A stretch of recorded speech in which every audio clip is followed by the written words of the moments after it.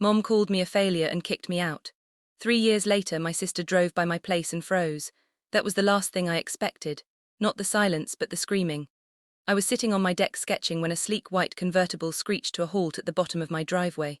Through the security camera feed on my phone, I watched my sister Ashley practically fall out of the driver's seat. She stared up at the glass and steel structure integrated into the cliffside, her mouth hanging open. Then she grabbed her phone. Even from 200 feet up I could hear her shriek. "Mom, this house is worth..." "Wait, it's hers, my sister's." I didn't answer the intercom. I didn't walk down to the gate. I just took a sip of my coffee and watched the realization hit her like a physical blow. The failure of the family had built the one thing they couldn't buy.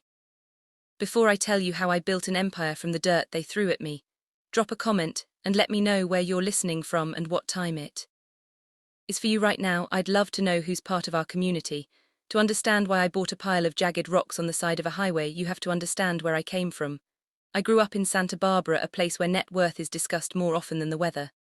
My mother, Susan, was a real estate tycoon. To her, a house wasn't a shelter. It was a statement, and her children were no different. My sister Ashley was the listing photo, perfect, polished, and expensive. She became a corporate lawyer because that is what you do when you are designed to be a trophy. I, on the other hand, was the renovation project that went over budget. I liked dirt, I liked sawdust. I became a sustainable architect because I wanted to build things that worked with the earth, not things that just looked good from the street. For years, I internalized her disdain. I thought I was just messy, unpolished, wrong, but I learned a term for it later. Narcissistic extension. To a mother like Susan, children aren't individual humans, they are extensions of her own ego. Ashley was the diamond necklace she could wear to country club galas. I was the work boots she wouldn't be caught dead in. She didn't hate me because I was bad. She hated me because I refused to be a mirror. I wasn't reflecting her vanity back at her, so in her eyes I didn't exist. The only person who saw me was my father, David. He wasn't a tycoon. He was a carpenter, an artisan. He spent his life building the custom cabinetry that made my mother rich. But he never cared about the money. He cared about the grain of the wood. He cared about the foundation. I remember sitting in his workshop when I was 12 crying because Mom had thrown away my sketchbook. He handed me a level and a piece of rough cedar. He told me, "Rachel, paint chips, stucco cracks, but good bones. Good bones last forever. Don't let her pain over you." He was my shield. He was the one who paid for my drafting table when Mom wanted to buy me etiquette lessons. He was the one who looked at my blueprints for eco-friendly housing and didn't laugh. He saw the vision, but structures fail when the load-bearing walls are removed. 2 years ago, my father died of a sudden heart attack. The buffer between me and my mother's cruelty vanished overnight. The workshop was sold, his tools were auctioned off, and I was left alone in a house that suddenly felt more like a showroom than a home. I didn't know it then, but his funeral was the beginning of my eviction. Without him, I wasn't just the black sheep anymore. I was liability, and liabilities in my mother's world get liquidated. The engagement party was held at a vineyard in the Santa Ynez Valley, a place where the grapes were treated better than most people. It was a celebration of Ashley's upcoming marriage to Jacob, an investment banker who had a handshake like a wet fish, and a trust fund that could buy a small country. I wasn't really invited as a guest. I was invited as a prop. The sister, my mother, Susan, had told me to dress up, which in her language meant hiding my callous hands and not talking about my work. She didn't want her wealthy friends knowing her youngest daughter spent her days on construction sites arguing with contractors about insulation ratings. I stood by the edge of the patio nursing a glass of sparkling water watching them. They looked like a magazine spread: perfect teeth, perfect clothes, perfect emptiness. Ashley was glowing, holding court in a white silk dress that cost more than my truck. Susan was beaming next to her, the proud matriarch of a dynasty built on curb appeal. Then came the clinking of a silver spoon against a crystal glass. The sound cut through the chatter like a knife. "Everyone please," Susan announced, stepping onto the small dais. She looked radiant in that predatory way. A hawk looks radiant right before it dives. "I have a special announcement, a wedding gift for my beautiful daughter and her new husband." She held up a thick cream-colored envelope. I felt a strange coldness settle in my stomach. I knew that envelope. It was the heavy stationery from her law firm. "Ashley," Susan said, her voice trembling with performative emotion, "you are the future of this family. You represent our legacy, and a legacy needs a home. So I am transferring the deed to the Santa Barbara guest estate to you and Jacob, effective immediately." The applause was polite, appreciative, but for me the world stopped spinning. The guest estate wasn't just a guest house. It was the property where my father's old workshop stood. It was the place I had been living in for the past 3 years. It was the place I had gutted, renovated, and rebuilt with my own hands. I had replaced the rotting beams, I had installed the solar roofing. I had turned a derelict shack into a sustainable studio worth, by my last estimate, $1.2 million, and she was giving it away. I stepped forward, my voice catching in my throat. "Mom, that's my house, I live there." The crowd went quiet. Susan turned to me, her smile not faltering for a second, but her eyes went dead. It was the look she used on tenants right before she evicted them. "Rachel," she said loud enough for everyone to hear. "Don't be dramatic. You've been squatting there while you played with your little mud bricks. It's time for you to grow up and find your own way. Ashley needs a start. You've had a free ride long enough." A free ride, I managed to say. "I rebuilt the foundation. I paid for the materials. Dad left that workshop too. Your father is dead."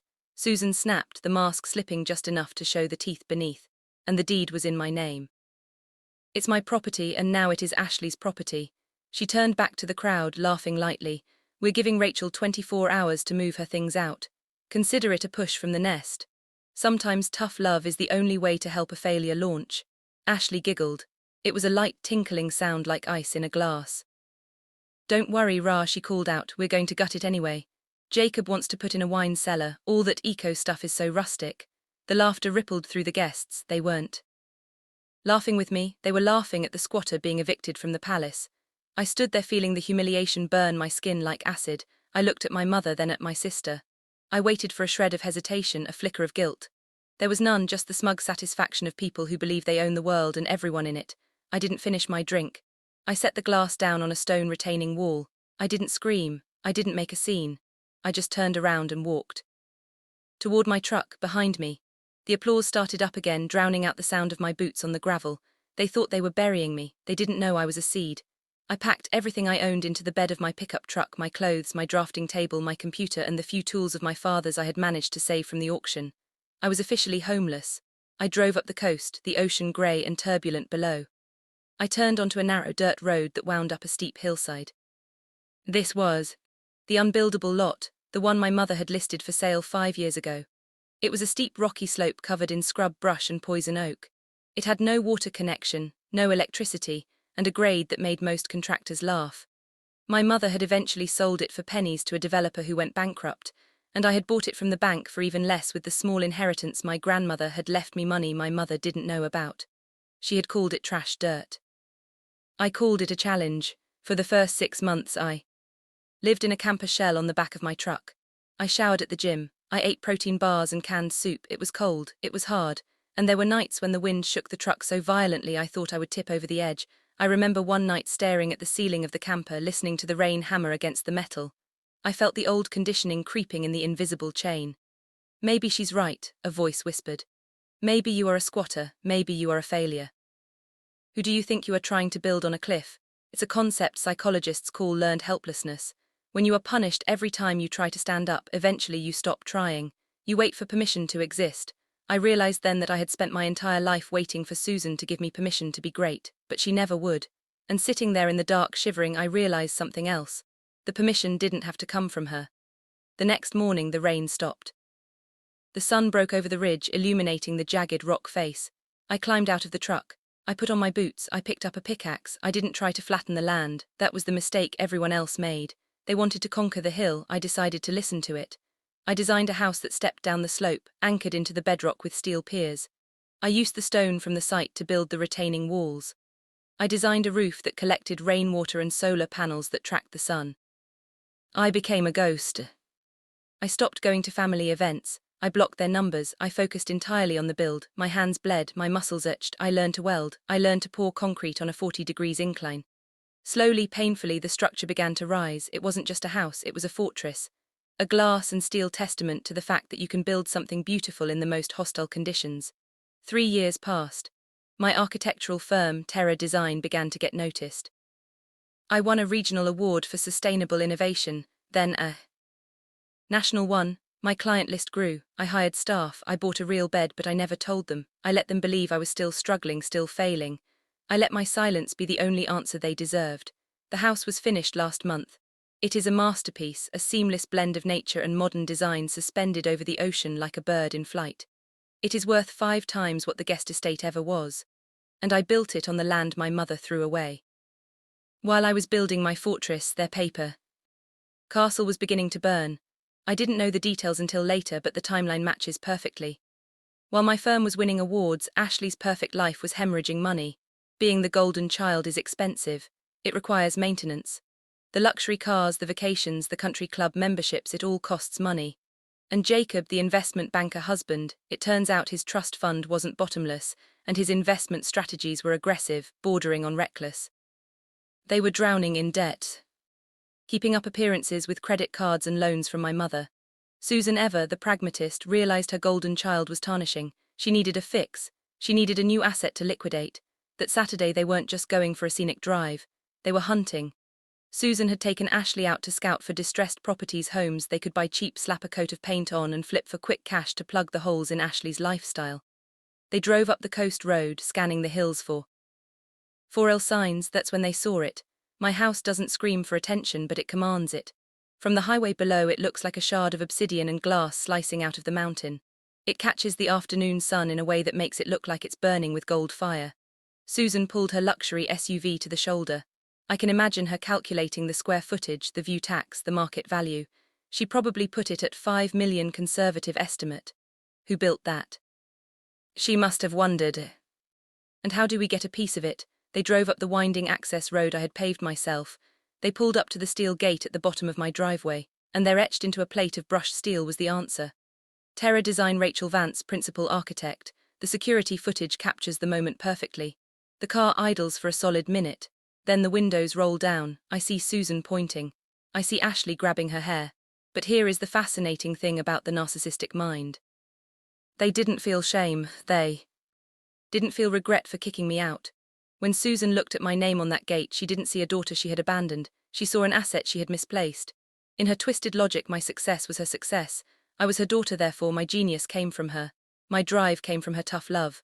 My house was built on the land she had found and sold, but she'd conveniently forget that part.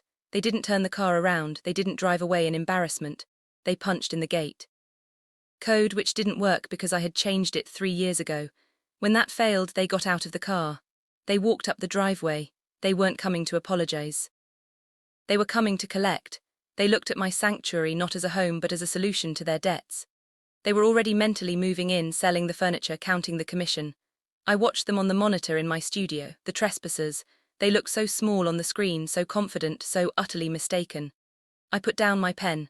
I picked up my coffee. I opened the door. Susan stood there breathless, her face flushed with a mixture of exertion and greed. Ashley was right behind her, peering over her shoulder, her eyes already scanning the foyer behind me, calculating the value of the imported slate floors and the custom steel joinery. Rachel, Susan exclaimed, putting on her best open house smile. She moved to step inside, expecting me to move aside. I didn't. I stood in the center of the doorway, one hand on the frame blocking her path. Mom, I said, my voice was calm, flat. Oh, don't be like that, Susan huffed, smoothing her hair. We were just in the neighborhood looking at properties and we saw this masterpiece. I had no idea you were working on something of this scale. Why didn't you tell us? You blocked my number. I reminded her details. She waved a hand dismissively. The point is, look at you. I always knew you had it in you. I knew if I pushed you out of the nest you would fly. That night at the engagement party, that was tough love, Rachel, and look at the results. You needed that fire. It was a master class in revisionist history. In 30 seconds she had transformed her cruelty into a strategic parenting decision. She was taking credit for the very survival she had tried to prevent. Can we come in? Ashley asked, impatient. It's freezing out here and I want to see the view from that deck. Jacob and I are thinking of downsizing, and honestly this place is way better than the guest estate. Downsizing, I repeated. Is that what you call bankruptcy? Ashley flinched. Susan stepped in, her voice dropping to that conspiratorial whisper she used when closing a deal. Listen, honey, we can talk about all that later. We're family and right now family needs to stick together. This house, it's incredible, but it's a lot for one person. Don't you think I've been running the comps in my head? If we list this next week with my marketing and your design, we could get 5 million, maybe 6. We could split the profits. It would fix everything for your sister and you'd have enough to start a new project. There it was, the pitch. She didn't see a home. She saw a bailout. I looked at my mother, really looked at her. For years, her voice had been the loudest thing in my universe. Her criticism had been the gravity I couldn't escape. But standing there gripping the handle of the door I had installed with my own hands, I realized something profound. She was just noise, loud, insecure noise. You sold this. 5 years ago, I said. Susan blinked. What, this lot, the unbuildable lot? You listed it, you couldn't sell it, you called it trash dirt and dumped it on a developer for pennies just to get it off your books. You didn't see the view, you didn't see the potential, you just saw a problem you couldn't solve. I leaned forward slightly. I solved it. I anchored into the rock you said was unstable. I built walls where you said there was no foundation. This isn't a family asset, Susan. This is proof that your judgment is flawed. Rachel, you're being emotional, she snapped, the mask slipping. We are your family, you owe us, I don't owe you a thing. I said this brings me to a concept in architecture called the acoustic separation. When you build a house, you put insulation in the walls, not just to keep the heat in, but to keep the noise out. You create silence so you can have peace. For a long time, I thought silence was a punishment. When you stopped talking to me, I thought I was being exiled. But I've realized that silence is actually a boundary. It's a structure, it's a fortress. This house has walls, I told them, my voice steady, echoing slightly in the high ceiling entry. And so does my life. You prefer curb appeal, you prefer facades. But I like structure, and the structure of my life no longer supports the weight of your ego. You can't keep us out, Ashley shouted, her entitlement finally breaking through. Mom, tell her Rachel, if you close this door, Susan began, her voice rising into a threat. I already have, I said. I didn't slam it. That would have been dramatic. That would have been for them. I closed it gently. The heavy oak door clicked into the frame with the solid, satisfying sound of a bank vault locking. I turned the deadbolt through the frosted glass. I could see their silhouettes distorted and small, waving their arms, shouting words I couldn't hear. I stood there for a moment, listening to the silence of my home. It was the most beautiful thing I had ever heard. The fallout wasn't loud. It was a slow, crushing erosion. In the real estate world, reputation is currency, and Susan had just spent hers on a bad bet. Word got out, as it always does in small, wealthy circles, that the Queen of the Coast had sold the most valuable lot in the county for pennies because she didn't understand the land. She had looked at a diamond and called it glass. Her investors started asking questions. Her judgment was no longer unimpeachable. The deals slowed down. The invitations to the galas stopped coming. She didn't lose everything overnight, but she lost the one thing she valued more than money, her status as the smartest person in the room. As for Ashley and Jacob, the downsizing wasn't voluntary. The guest estate, the gift that was supposed to launch their dynasty, was leveraged to the hilt to pay off their other debts. When the market dipped, they were underwater. They sold it quietly 6 months later, not for a profit, but just to stop the bleeding. They moved into a condo in a less fashionable zip code. I heard Ashley went back to work at a mid-tier firm handling divorces instead of mergers. I didn't celebrate their fall. I didn't need to. I was too busy rising. My firm, Terra Design, just landed the contract for the new municipal library, a zero-carbon project that will redefine sustainable building in California. My calendar is full. My life is full. But the best moments aren't the awards or the contracts. The best moment is right now. I am standing on the cantilevered deck of my home. The sun is setting over the Pacific, turning the ocean into a sheet of hammered copper. The solar panels on my roof are drinking in the last of the light, silently powering the life I built. I reach into my pocket and pull out a small battered object. It's a Stanley tape measure, the metal casing scratched and dented. The yellow paint faded. It belonged to my father. It was the only thing I took from his workshop that day they sold his tools. I run my thumb over the locking mechanism. I think about what he told me. Good bones last forever. He was right. I built a house with good bones. I built a life with good bones. And unlike the hollow empire my mother tried to build on appearances, this foundation will hold. I didn't just survive the eviction. I outgrew the landlord. I built my peace brick by brick. If you're currently building yours in the dark, keep going. If you enjoyed the story, hit like, drop a comment, and do subscribe for more story like this.